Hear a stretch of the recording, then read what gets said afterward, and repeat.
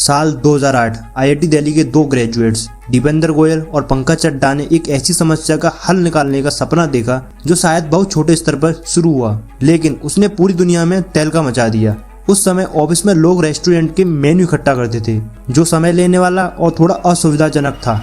इस समस्या का हल निकालते हुए उन्होंने फूडीबाई की शुरुआत की। फूडीबाई के जरिए बस उनको इतना करना था, जिस भी रेस्टोरेंट में लोगों को जाना है वो अपने घर बैठ के उस रेस्टोरेंट के मेन्यू देख सकते थे और फिर वहां जाके अपना खाना ऑर्डर कर सकते थे। लेकिन यह भी शुरुआत थी। धीरे धीरे उन्होंने मेन्यूज के साथ साथ रेस्टोरेंट के रिव्यूज और रेटिंग जोड़ने का फीचर भी इम्प्लीमेंट किया। इससे प्लेटफॉर्म को एक अलग पहचान मिली और फूडीबाई को लोकल लेवल पर पॉपुलैरिटी मिलना शुरू हो गया। 2009 में फाउंडर को समझ आया अगर उन्हें नेशनल लेवल और इंटरनेशनल लेवल पर अलग पहचान बनानी है तो एक स्ट्रॉन्ग और एक कैची नाम चाहिए। 2010 में उन्होंने प्लेटफॉर्म का नाम बदलकर जोमेटो रख दिया। नाम छोटा, यूनिक और यादगार था। जेड ने ब्रांड को एक एनर्जी और एक फ्रेशनेस दी जो यंग और टैगी सेवी जैसे ऑडियंस को बहुत पसंद आई। यह आइडेंटिटी जोमेटो के लिए एक गेम चेंजर साबित हुई। नाम बदलने के तुरंत बाद जोमेटो ने सिर्फ इंडिया तक सीमित रहने के बजाय ग्लोबल लेवल पर सोचना शुरू किया।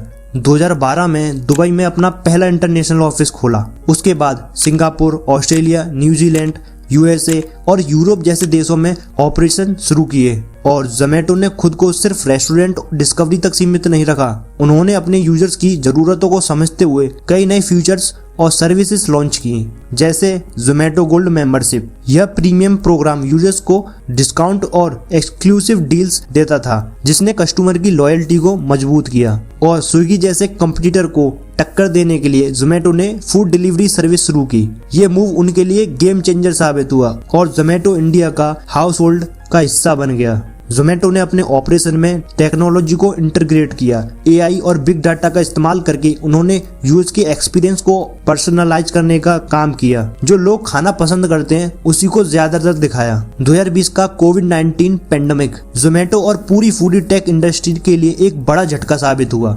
रेस्टोरेंट्स बंद होने लगे, जिसके बाद खाने पीने का लोग सामान बाहर से लाना बंद कर दिए, जिसकी वजह से जोमेटो को रेवेन्यू का लगभग 80% तक का लॉस झेलना पड़ा। 2020 और 21 में जोमेटो ने 816 करोड़ रुपए का नेट लॉस रिपोर्ट किया। डिलीवरी और डाइनिंग दोनों पर पड़े इस असर के चलते जोमेटो को अपनी ऑपरेशन को रिस्ट्रक्चर करना पड़ा। जोमेटो ने इस मुश्किल दौर में भी हार नहीं मानी और रेवेन्यू स्ट्रीम्स को कुछ हद तक बढ़ाने की कोशिश की।